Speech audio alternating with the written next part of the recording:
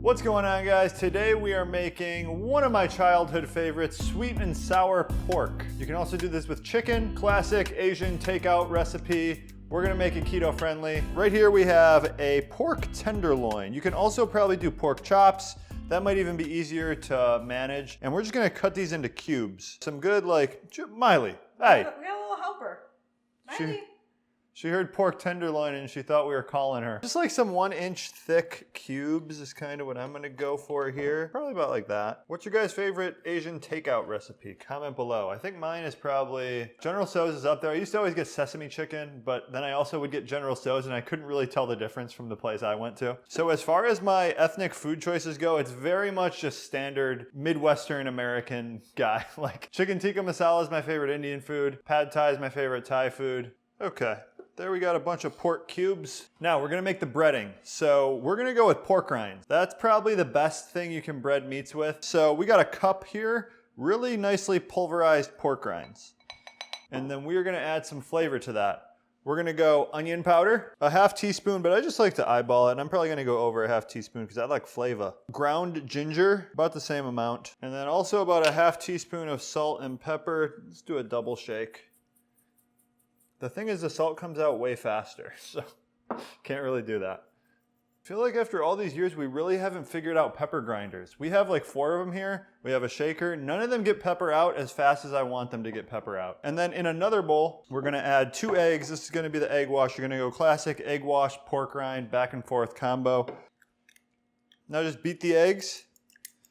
Make a little egg wash. Then all you gotta do is bread. Drop some pork in the eggs, then into the breading. I like to press it in a little bit, otherwise when you start frying it, it'll fall off. Okay, so we got the pork breaded. Now we are gonna get some frying oil ready here. We're gonna use ghee. You can use whatever you have though. This is kind of all we have right now, but lard, tallow, avocado oil, coconut oil, all that stuff will work. About a 1/2 inch thick in the pan. So about half of the pork is submerged in the oil and then you flip it and you get a good cook all around. And then I'm also gonna start preheating a saucepan on the burner back here. We're gonna make the sweet and sour sauce while this is frying. Hey guys, it's Oil Man. I'm gonna do this in 2 batches. You don't wanna overcrowd the pan when you're trying to get crisp or else you're gonna steam a lot of the crispiness and it'll just be soggy. You don't want soggy. Oh yeah, there we go. Big boys always go in the middle. Okay, so while that's cooking, we're gonna make the sauce. This is the sweet and sour sauce. We have a pot here, it's preheating. And the ingredients for this are pretty simple actually. The one thing you have to maybe look for is the no added sugar ketchup. You can find this in most grocery stores now though. Where do we find this? Publix, Kroger, Walmart might even have it. You know what? We might need to flip the pork. Okay, so in the pan we're gonna add a 1/2 cup of rice wine vinegar. And you wanna make sure it is not the sweetened, because I think they make sweetened rice wine vinegar too. That's the sour. Now let's work on the sweet. We're gonna add a tablespoon of soy sauce, or you can use liquid aminos if you wanna do soy-free. I'm just gonna eyeball it. I like to go a little more than a tablespoon because soy sauce is delicious. We're gonna do a 1/2 cup of this ketchup. You're looking at 8 carbs. I'm just gonna eyeball it too. 1/4 cup. So it's 4 carbs. And I'm actually gonna crank the heat up pretty high. And then all that's left is 15 drops of stevia. This will make it sweet. And 3/4 teaspoons of onion powder. You can also do like some finely minced shallots if you want to do that instead. Just add that in there. And then just give that a little stir and we're gonna let this reduce significantly. So we want this on high. We want to see the steam coming off. That means it's reducing down. We're gonna get it to a thick sauce. You also have to keep an eye on it because if it over reduces, it will immediately burn and be terrible. Back to the pork. So for some of the bigger ones, you may need to flip them a couple times. Just make sure they're all crispy and cooked. Okay guys, the pork's all fried up and the sauce, come on over here. This is better lighting, I think. Relatively thick. Now you're never gonna get a sauce to be as thick as, you know, the Chinese restaurant down the street because they're using cornstarch, they're using a bunch of wild stuff. Who knows what's in there? They're probably using gutter oil. Do you guys know about gutter oil? Do you know what that is, Becca? Yeah.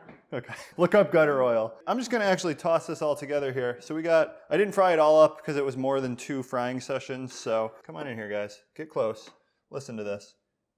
Nice and crispy, you hear that? That's crisp.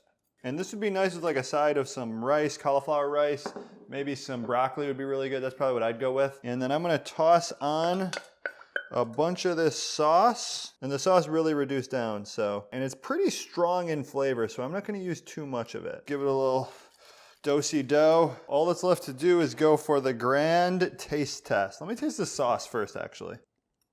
Wow, whoa, that sauce is incredibly delicious. I might make that and just store it in the fridge and have it with everything. Just phenomenal. Out of this world. One of the single best recipes we've made. Make it with chicken, make it with pork. Beef, probably not though. I'm not a big fan of like breading beef. I just don't do that. Overall, this recipe is amazing. If you're missing sweet and sour pork, if you're missing some Asian flavors, you don't have to make this recipe exactly. This is the same with all of our recipes. You don't have to copy them exactly. Like maybe you like making stir fries? Make this fancy sauce one time. Put that on your stir fry. That'd be great. Recipe, ingredients, description on how to make it, everything is in the blog post that's linked in the description of this video. Go to our website, ketoconnect.net. You can search for recipes. You can find all of our recipes. We probably got, how many? Like 300 or 400, I'd say. Yeah. Something like that, a lot. So check all those out. Thanks for watching, guys.